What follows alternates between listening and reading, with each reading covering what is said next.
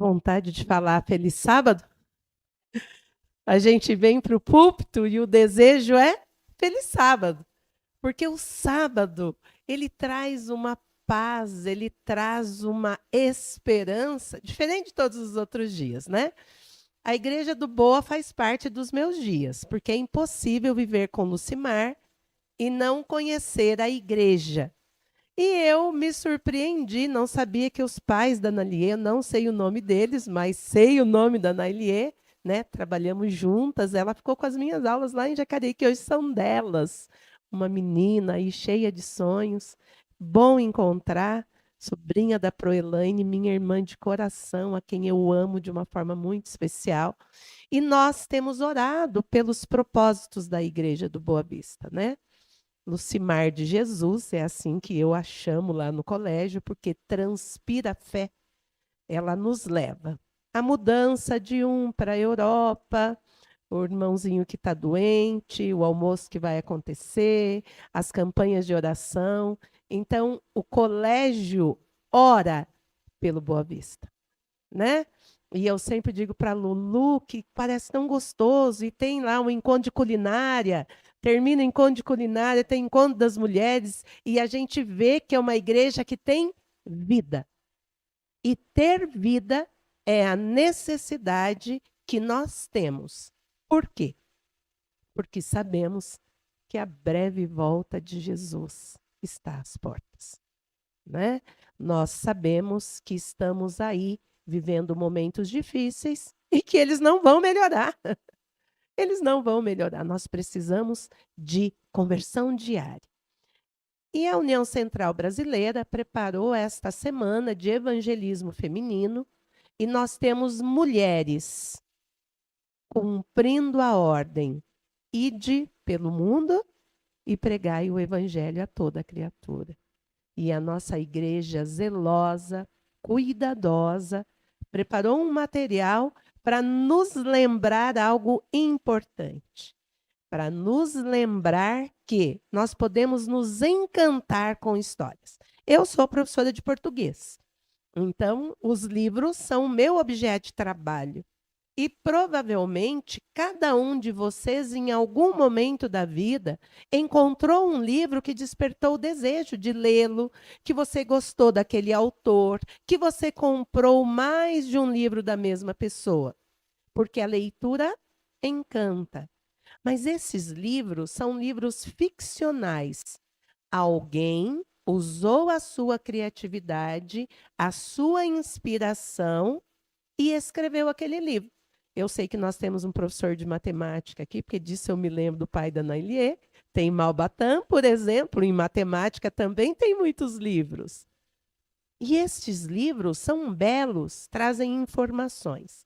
Mas esta semana nos lembra outra situação.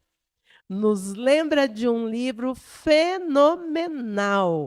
Este livro foi traduzido para quase 2000 e... Vocês se recordam de domingo a quantidade de línguas que a Bíblia foi traduzida? Quase 3.000 idiomas. É muita língua.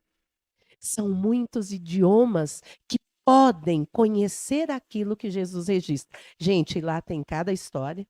Olha, eu vou dizer para vocês, não foi fácil todas as histórias contadas durante essa semana. Mas, para relacionarmos a Bíblia, temos uma personagem. Quem se lembra o nome da personagem da Semana de Evangelismo Feminino? Helena. Temos Helenas aqui? Nenhuma Helena. Eu fui a uma igreja sábado e elas têm um grupo. Ninguém chama Helena, mas elas são chamadas o grupo das Helenas. Aquelas piadas internas das igrejas. E Helena foi uma jovem, linda, linda, como a Letícia, que a mãe fala todos os dias, né? Esse casamento, e aí, se o trabalho, oramos por tudo isso, Lelê, naquela escola. O Colégio de São José dos Campos ora por vocês. Como nós devemos orar pelos nossos filhos.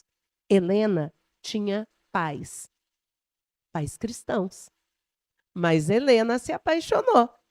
Olha daqui, olha dali, coraçãozinho bate e, de repente, Helena se apaixonou. Mesmo com as orientações dadas pelos pais, que já perceberam no período do namoro alguns problemas, Helena insistiu em casar-se. Casou-se, cheia de sonhos. Mudou de cidade, a casa era pobrezinha, não tinha muitos móveis, mas ela pensava assim: estamos em lua de mel. Nós teremos outras coisas, o amor dele vale a pena. Pobrezinha, né? Diz que o amor é surdo, cego e mudo. Foi esse amor que ela encontrou. Por isso, você ouça o seu pai e a sua mãe. Quando papai e mamãe dobrarem o joelho e te disserem não, peça a direção de Deus. Porque Helena sofreu muito. A docilidade da lua de mel acabou. E ela passou a ter um marido grosseiro, deselegante, que a tratava mal. E Helena, então, num momento de preparo de refeição, perguntou ao Senhor: Deus, por quê? Eu fui uma boa filha, uma boa aluna, uma boa moça, e por qual motivo estou vivendo um casamento desta forma? Enquanto batia os ovos e pensou: a minha vida está como esses ovos, uma mistura só. Mas não foi só o casamento que não deu certo. Lá no trabalho, Helena também teve muitos problemas. As amigas criaram situações que fizeram com que ela não desse conta de cumprir as suas obrigações. E o chefe logo a mandou embora. E rapidamente aquele marido passou a ser um marido infiel. Como foi difícil. Vamos pensar nas princesas que nós criamos? E, de repente, nós as oferecemos a alguém que as leva dizendo que vai cuidar delas e passa a não tratá-las bem, e, de repente, a infidelidade. Helena sofreu muito, mas procurou a família. E a família, tal qual Cristo, abriu os braços. Isso é graça. Representando a graça do Deus a quem servimos, do Deus que nos ouve, que nos perdoa, do Deus que provê, do Deus que acalma, do Deus que cura. Lorena, estamos orando por você no Colégio de São José dos Campos também. Do Deus que dirige caminhos. Voltou para casa. E em casa começou a pensar: por qual motivo ele me deixou? Já sei, a culpa é dos meus pais. Os meus pais me criaram errado. E por causa disso perdi meu marido. E se rebelou com os pais. E apareceu uma amiga. Sempre tem uma amiga com uma receitinha. E ela saiu da casa dos pais e foi viver com essa amiga. E o que ela pensou? Viver as regras que Deus coloca, para quê? Não está dando certo. Eu quero ser livre, eu quero viver, eu quero aproveitar. E Helena, então, passou a ter uma vida muito distante dos sonhos do Senhor. Muito distantes daquilo que ela aprendeu com os seus pais. Esta semana, nós refletimos a respeito do que aconteceu quando Deus pensou a Terra para nós. Um planeta lindo, maravilhoso. E, de repente, o seu anjo preferido se rebelou. E se rebelou de tal forma, conseguindo levar consigo qual é mesmo a parte dos anjos que o acompanhou? Olha que igreja devia dar presentinho para quem responde certo, Lucimar. Você viu? E alto, e eles respondem alto. A Lu fala assim: eu amo Boa Vista. Às vezes eu falo para ela: Lu, você não pensa? Não, eu amo Boa. É gostoso, né? Essa igreja família, como eu vi você se cumprimentando. Vamos pensar numa família que tem alguém que quer ser igual o chefe da casa. E, de repente, começa a tricotar a vida alheia. Não, isso não está certo. Olha lá, Lucimar querendo decidir isso. Olha, Lucimar querendo dar barrinha de banana. Eu não gosto de barrinha de banana, eu gosto de barrinha de chocolate. Gente, vamos fazer uma rebelião. E ele conseguiu 1/3 dos anjos. E o Senhor deu a ele a possibilidade de arrepender-se. Não o destruiu, como não destrói a nós quando erramos. Ele não quis. O orgulho não permite, muitas vezes, que nós demos um passo atrás, porque nós queremos sempre ser os donos da razão. E foi assim com Lúcifer. E a terra recebe essa criatura. E o homem e mulher, criados à imagem e semelhança de Deus, afastados um do outro, mesmo recebendo a visita do Senhor todas as tardes, não resistem. Recadinho para nós. Quem está em pé, cuide para que não caia. Reverência, adoração, estudo da palavra, consagração, oração e jejum. Eu não sabia que teria a vigília aqui no sábado, domingo, né? Sábado. No sábado. Eu vi a postagem porque eu acompanho a transmissão, né? Sempre acompanho. E aí eu me senti tão feliz e pensei assim: Senhor, tem alguém orando por mim. Uma igreja que ora, um crente que se consagra. Como ter intimidade com Deus sem buscá-lo? Como ele pode conhecer-me e oferecer-me o que preciso sem buscá-lo? A vigília mostra isso para nós. Eu abro mão das minhas coisas e venho de madrugadinha. Eu fiquei imaginando, porque a Lu sempre fala que é longe, né? Ela fala assim, é longe. Aí quando alguém fala que é longe, ela diz, não, não é tão longe. Ela fez isso hoje, né? Não, professor, não é tão longe assim, não. Para não me assustar. Igreja que ora, igreja que reverencia. E Eva, então, experimenta aqui. Imagina, quando você comer isso aqui, você vai ser igual a ele. E mesmo recebendo a ordem do Senhor de que tudo poderia ser aproveitado, menos o fruto daquela árvore. Ela aceitou. E não só aceitou, como ofereceu ao seu companheiro. Experimenta aqui, ó, não aconteceu nada, estou vivo. E então, os dois deixam-nos a herança do pecado.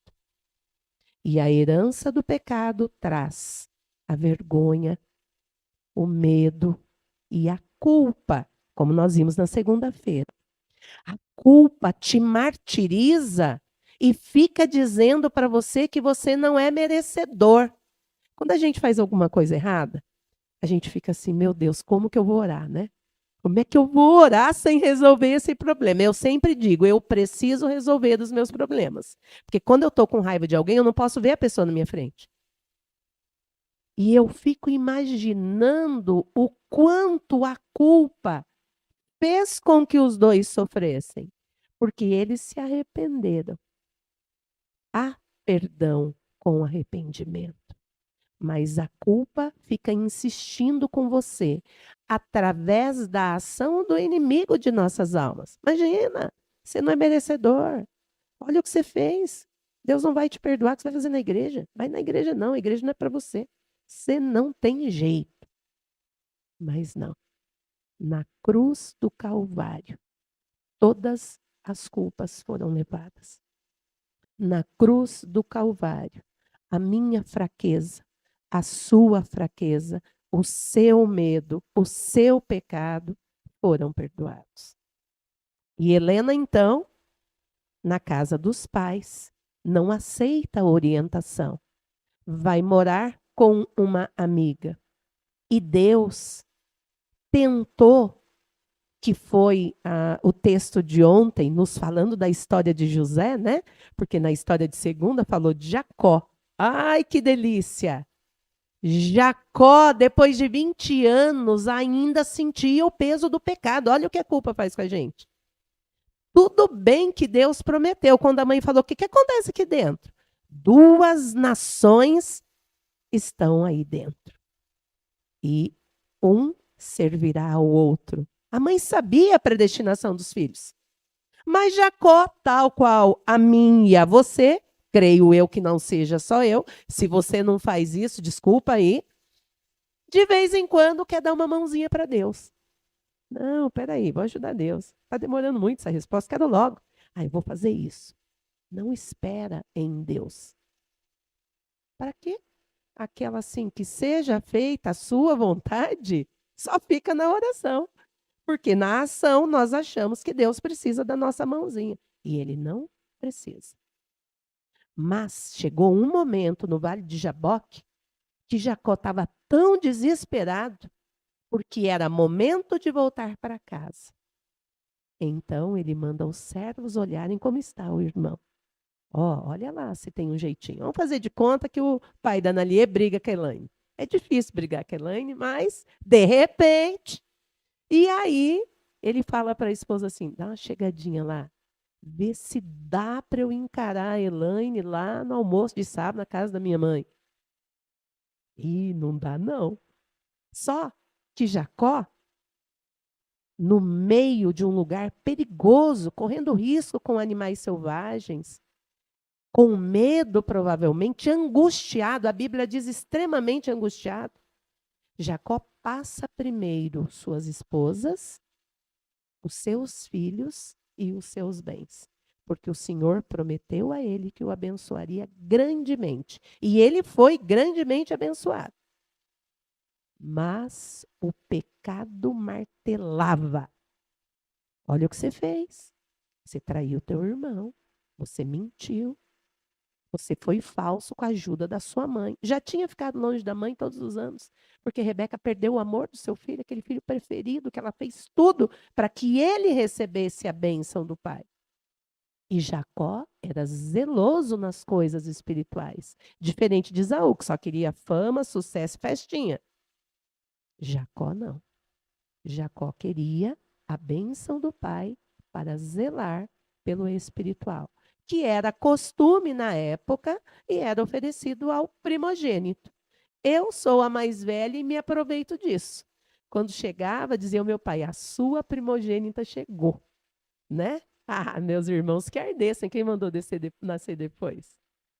E Jacó, então, naquela noite, em uma sala de audiência com Deus, rasga o seu coração em oração de desespero.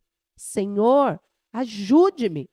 Como meu irmão vai reagir? O que será de mim agora? Porque o pecado culpava, porque o pecado ameaçava, porque o pecado tirava a paz.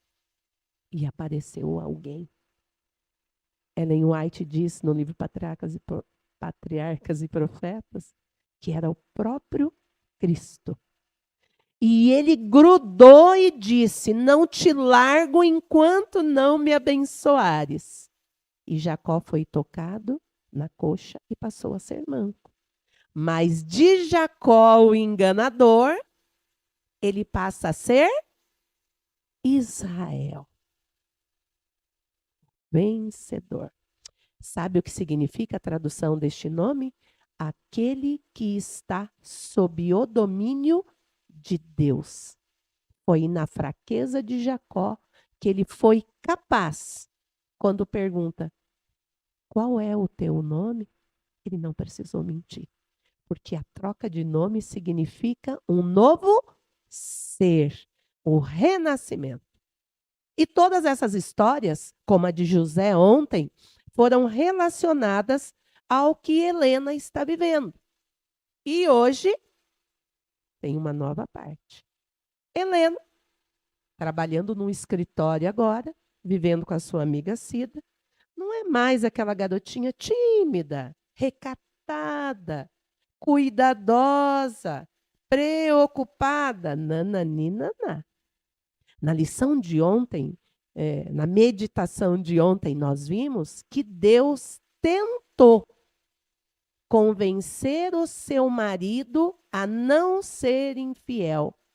Que Deus tentou, através da ação do Espírito Santo, fazer com que aquele casal permanecesse juntos.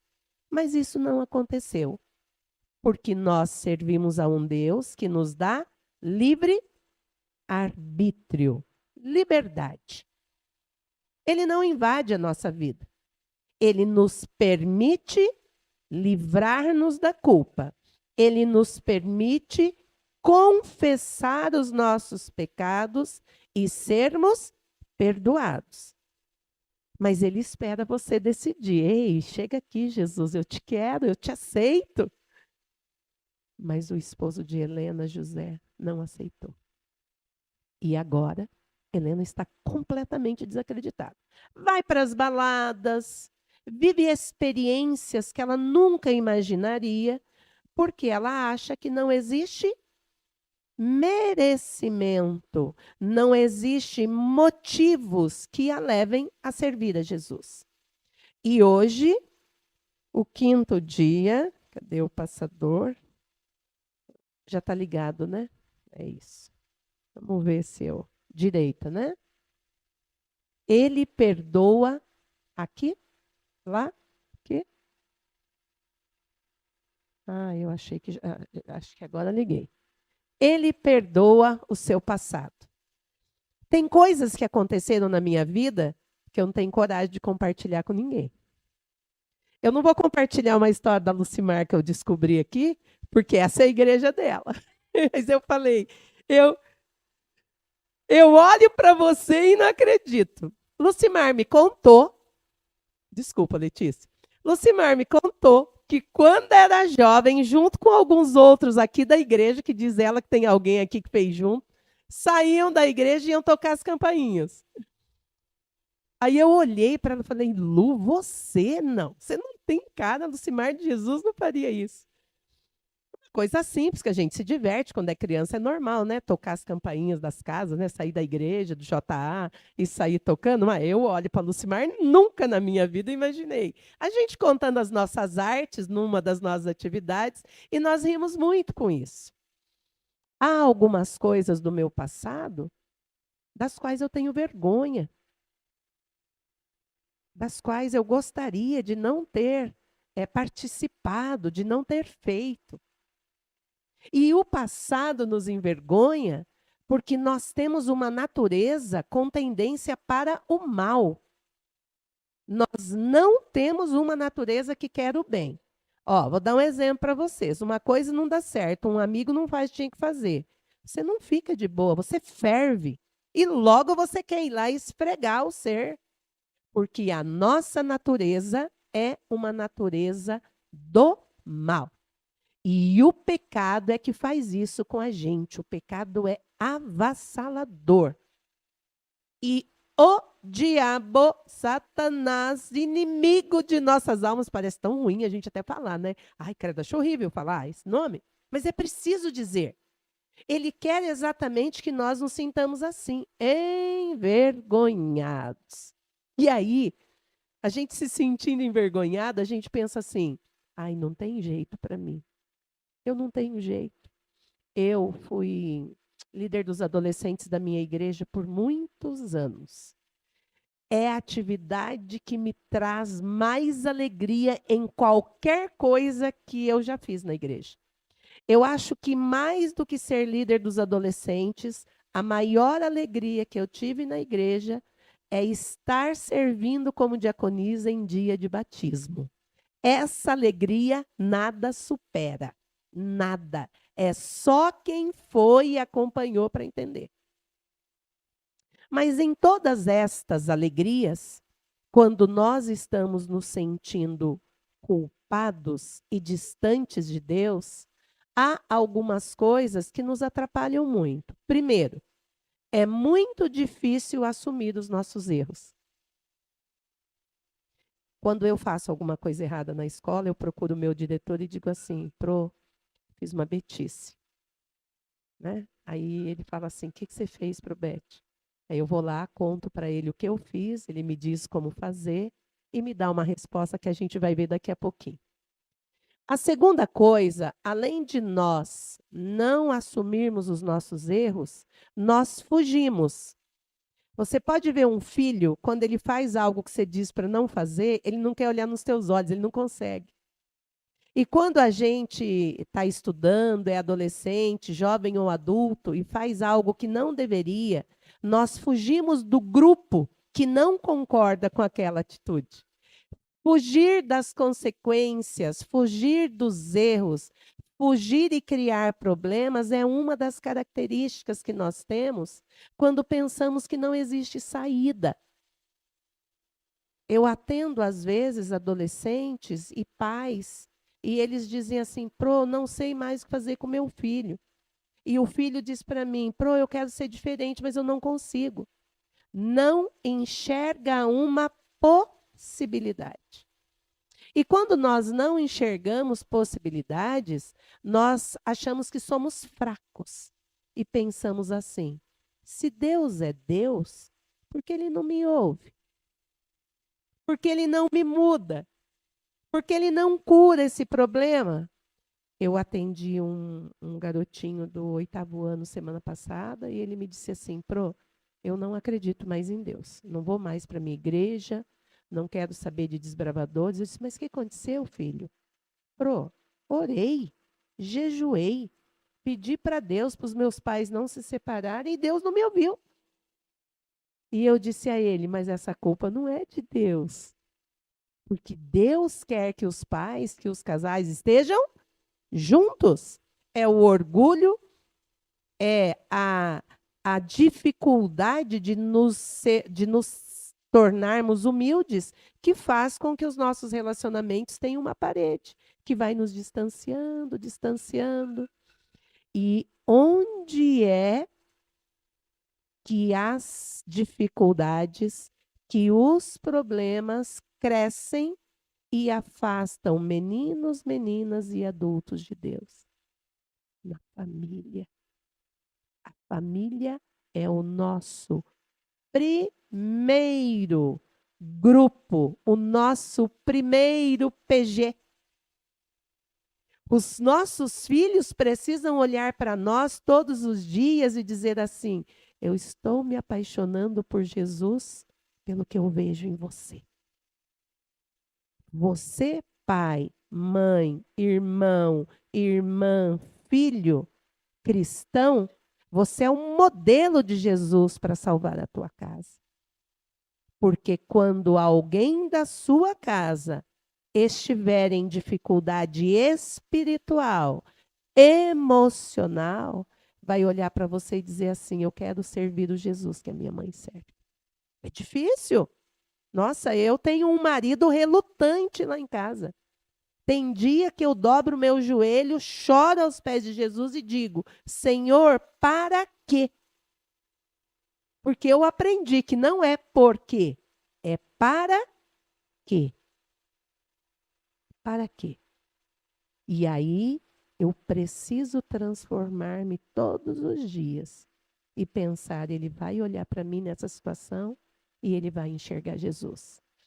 O interessante é que quando eu estou olhando para uma situação distante de Deus, imaginando que não há saída, eu acho que eu não tenho mais solução.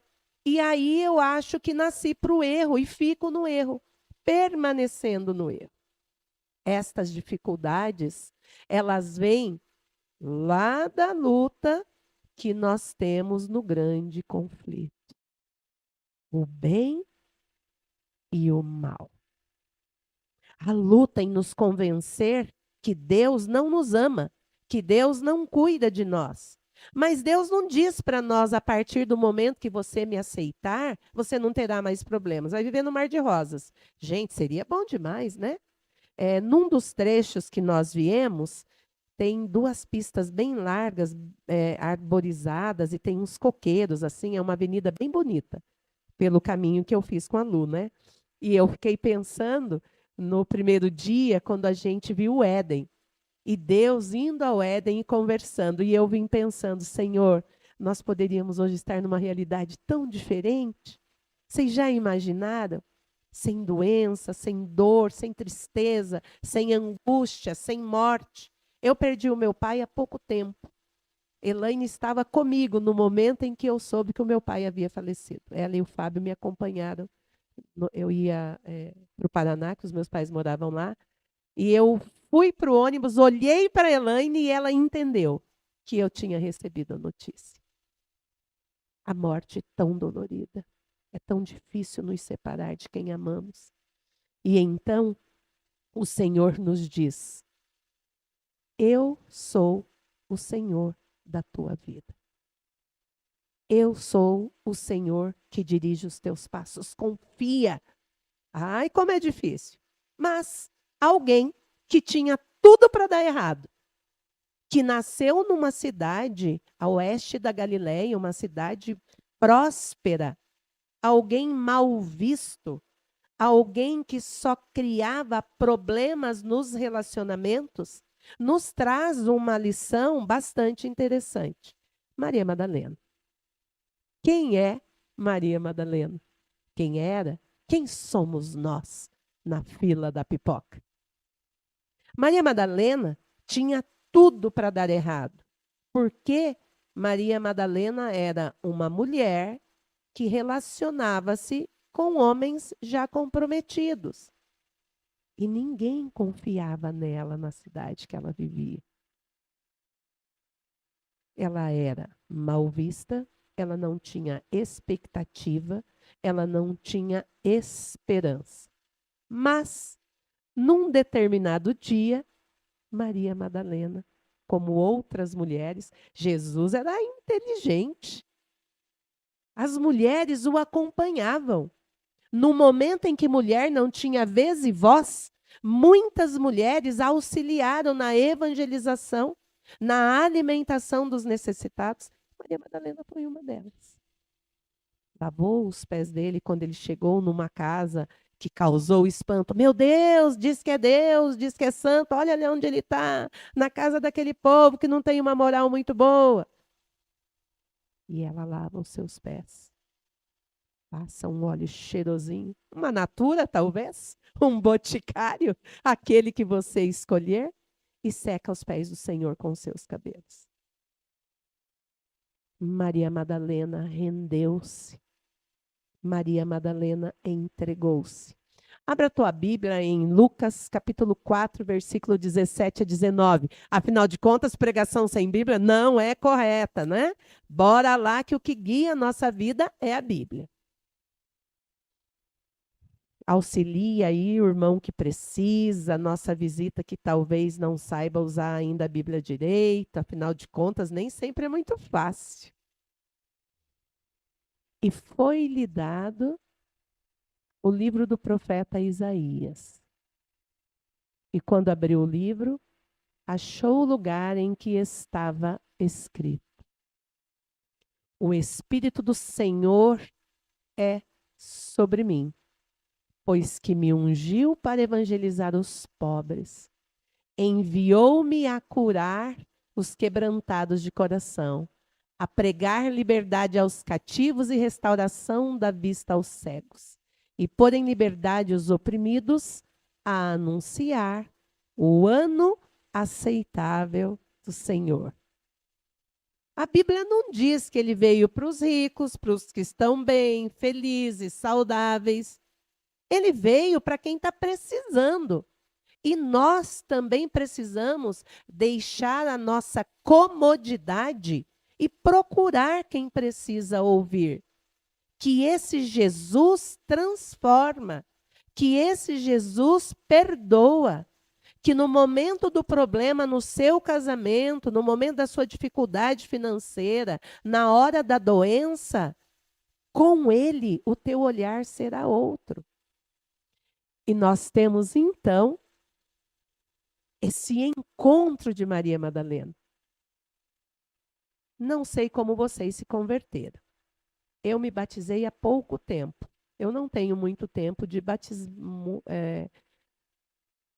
dentro da história do tempo que eu frequentei pelo colégio a igreja. Na semana do meu batismo, alguns dias antes, eu procurei o pastor, era pastor Pablo, e eu disse a ele: eu preciso me batizar. Mas o meu marido não aceitava. Então, por muitos anos, eu achava que o meu marido tinha que aceitar, que tinha que ficar tudo bem, e eu me batizava. Aí eu tive um problema bastante sério, e eu tive medo de morrer sem estar batizado. E eu tinha medo de dormir e não acordar e não ter a certeza de salvação em Jesus. Então, no dia do meu batismo, a sensação era de que Deus não amava ninguém mais do que a mim. Porque a paz que você sente quando você descobre que é só Jesus que pode modificar quem você é inexplicável. A pessoa que tem um encontro com Deus tem a possibilidade de mudar. E aí a gente para pensar e diz assim: nossa, como aquele fulano era, olha quem é hoje. Porque é preciso existir mudança. Ninguém encontra Jesus e permanece da mesma forma. Jesus muda. Muda de uma forma tão especial que nós somos olhados por quem nos acompanha e diz assim: eu nunca imaginei que pudesse ser assim, porque não havia esperança. E com Maria Madalena aconteceu isso. As pessoas, mesmo aquelas que de vez em quando estavam com ela, apontavam com o dedo. Como as pessoas apontam para nós. Olha o que você está fazendo. Quem é você? Crente, assim? O meu marido, quando eu fico brava, ele fala assim para mim: nossa, irmã, vou avisar o seu pastor. Nessa hora, ele confia no meu pastor. Né? Por quê? Porque as pessoas esperam de nós uma postura diferente. Como alguém pode aceitar Jesus e não ser diferente? No que diz, no que pensa, no que faz, na forma como se veste, na forma como se alimenta, porque Jesus transforma a nossa vida por completo, por inteiro. Olha, vamos ouvir o que Maria Madalena ouviu, gente? É espetacular. E endireitando-se Jesus, e não vendo ninguém mais do que a mulher, disse-lhe: mulher, onde estão aqueles teus acusadores? Ninguém te condenou? E ela disse: ninguém, Senhor. E disse-lhe Jesus: nem eu também não te condeno. Vai-te e não peques mais. Eu já ouvi esse não peques mais do meu diretor mais de uma vez. Toda betice que eu declaro, ele diz isso para mim: vai e não peques mais. Essas palavras são palavras de aceitação. O Senhor me aceita. O Senhor não me condena. Mas eu, com o irmão da igreja, às vezes não perdoo aquilo que eu mesmo faço. Então, essa semana é para nós pensarmos. Se Deus perdoa, se Deus aceita, eu preciso ser canal de bênção. Eu preciso ser canal de perdão. Eu preciso ser canal de transformação. Porque uma semana de evangelismo nos faz pensar isso.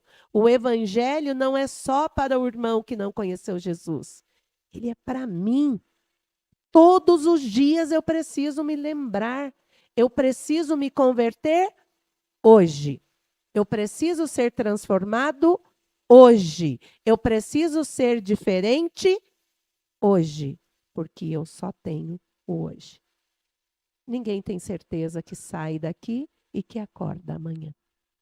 O momento de fazer o seu concerto com Deus é agora. E Deus te oferece as palavras de aceitação que ofereceu a Maria Madalena. Que privilégio desta mulher sentir-se amada protegida, observar a possibilidade de um recomeço quando ninguém via isso nela. Porque quando eu encontro Jesus, quando eu tenho uma experiência com ele, eu fui criada na Igreja Católica. Os meus pais, meu pai era diácono, líder de uma igreja, cuidava de tudo. Então eu participei da catequese, de todas as possibilidades de trabalho. Mas é num relacionamento com Deus costumeiro. Mas quando eu descobri Jesus, que transformou, que a quebrantou, que tirou a dor, que tirou a preocupação, que tirou o medo, eu descobri o que é estar com Ele. O que é dobrar o joelho e sentir o abraço, o aconchego. Eu creio que foi isso que Maria Madalena sentiu. E a partir desse momento, esse Jesus, ele nos transforma. Primeiro, nós temos uma possibilidade de mudança emocional. Aquele que conhece as palavras do Senhor, aquele que tira tempo para meditar na palavra do Senhor, aquele que se entrega em oração esperando agir de Deus, ele não tem o mesmo comportamento de quem não tem. Ele não tem o desespero, a falta de expectativa. Por quê? Porque o Senhor é aquele que não dorme. Tem um hino nosso lindo, né? Não chores, quem cuida de você não dorme. Lindo, maravilhoso. Ele não dorme. Ele não deixa um minuto de cuidar de nós. E ele vem para tirar de nós a desilusão. Quando nós vemos a história de Jó, se coçando em cacos, mas louvando e adorando o Deus de sua vida. Agora, esse verso não precisava de mais nada nessa semana. Esse verso nos bastaria. Mateus, lá nos evangelhos. Bora abrir a Bíblia, gente. Faz bem abrir a Bíblia. Tem uma estatística que diz que se nós lermos a Bíblia mais de uma vez na semana, de acordo com o número de vezes que nós vamos lá nos alimentar, a nossa relação com Deus fica diferente. Faz o teste. Faz o teste. Reserva um pedacinho do dia. Lê um versículo. Não precisa ler um capítulo. Lê um versículo. Deus vai falar com você. É diferente de passar os dias e deixar para abrir a Bíblia só no sábado. Ai, que perigo que a gente corre com a internet, todas as redes sociais e todas as tarefas, né? Ainda mais quem mora longe, que nem aqui, que tem que andar para caramba, né, Lu? Vinde a mim, todos os que estáis cansados e oprimidos, e eu. E nós, muitas vezes, quando o irmão está com uma carga já difícil de carregar, a gente bota o dedinho para derrubar no precipício.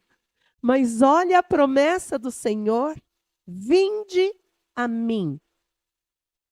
Só isso. Não há condição.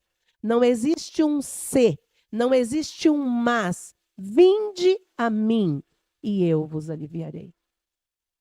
Essa é a minha oração nas madrugadas. Senhor, alivia o meu coração do medo, da dor, da falta de compaixão, para que eu possa ser um canal de amor, um canal de transformação, um canal perdoador. O encontro com Cristo nos faz diferentes emocionalmente, porque os nossos valores são restaurados, a gente se sente forte, a gente sabe que Ele estará ao nosso lado. A nossa imagem social é restaurada. Por exemplo, a Lu me falou que vocês se reúnem para tudo, que quando tem um programa, nós duas conversamos ali no banco um pouquinho antes de começar o culto. Ela falou aqui é assim, ó. A gente tem um programa e quem é responsável do ministério recebe logo uma mensagenzinha. Olha aqui, Lu, que tal a gente usar essa decoração? Ó, que tal a gente fazer esse cartãozinho? Que não importa quem faça, de quem foi a ideia. Ninguém precisa ser a bola da vez. O importante para a igreja é que as coisas aconteçam. Significa que socialmente, entre vocês, quando vocês olham para alguém, por exemplo, acho que ele é o irmão da Madá, né? Esse que é o irmão da Madá, trabalha comigo, minha amiga. Ó, como eu estou sabendo de coisas. É irmão da Madá. Eu conheço a Madá, certo? Eu tenho um olhar da Madá, porque a gente passa todos os dias da semana, nós nos encontramos. Todos os dias da semana eu encontro a Lucimar, todo dia. Eu tenho um olhar dela. Esse olhar do outro muda em relação a mim quando o outro vê em mim transformação em Jesus. Como é bom olhar para alguém e pensar assim, puxa vida, olha aqui, amanhã eu vou chegar e vou dizer para ela, Madá, por que você não foi para a igreja, garota? Encontrei seu irmão lá, eu pude cumprimentar. Porque nós temos um olhar social. E a nossa responsabilidade é muito grande. O outro olha para nós e diz assim, meu Deus, se isso for crente, estou longe. Mas o outro pode olhar para mim e dizer assim, como você consegue passar por isso tudo e estar sempre alegre, sempre ter esperança? E aí você vai poder evangelizar. Então eu tenho uma mudança emocional, que mesmo no problema eu tenho esperança. Eu tenho uma mudança social, porque o meu comportamento transforma o outro. E eu sou despertado a me comprometer com novas atitudes. Por exemplo, eu sou orientadora dos alunos de 8º ensino médio. E eu aperto o pezinho deles para irem para a escola de uniforme. Então, eu fico muito mal quando eu vou sem uniforme. Por quê? Porque quando eu disser para ele, mas filho, cadê seu uniforme? Ué, Beth, cadê o seu? Eu dou esse lado para ele me dizer isso. Então, as atitudes falam mais do que as palavras. O meu pai era um homem muito tranquilo para resolver os problemas com a gente. Quando nós fazíamos o que não devíamos, eles nos chamavam no escritório, nunca erguia a voz, conversava com a gente. E quando saía do escritório, nunca mais ele tocava naquele assunto. Nunca mais. Era um assunto encerrado. A minha mãe, não. Quando a gente fazia uma arte, até hoje, está viva, graças a Deus, jogava o chinelo, a borracha que tivesse na mão, o fio do ferro, porque eu sou do tempo do fio do ferro. E a gente levava umas cacetadinhas. Atitudes diferentes que me permitem escolher qual delas eu quero para fazer com os meus filhos. Qual delas eu quero para fazer na comunidade onde vivo. A Lu chora muito, né? Assim, só de olhar para ela, ela já chora, desidrata. Então, ela vai atender um pai, depois, o que foi? Não, eu atendi o pai, e já chora. Um choro de amor, um choro de zelo, um choro de cuidado, que é o que nós fazemos na educação adventista, para os meninos olharem para a gente e verem Jesus em nós. A gente consegue sempre? Não, nós somos humanos. Mas eu preciso me comprometer a ter novas atitudes.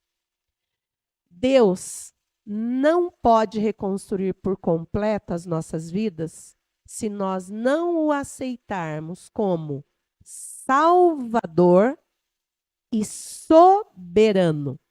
E aqui nós temos a lição de Jacó. Israel significa guiado por Deus, dirigido por Deus, em todos os aspectos. Não é só em guardar o sábado, não, gente. Também em guardar o sábado.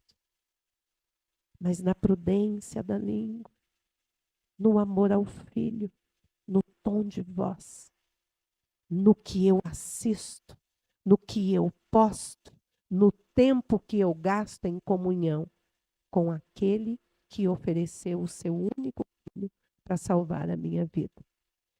Sendo esse Deus soberano, eu posso aceitá-lo.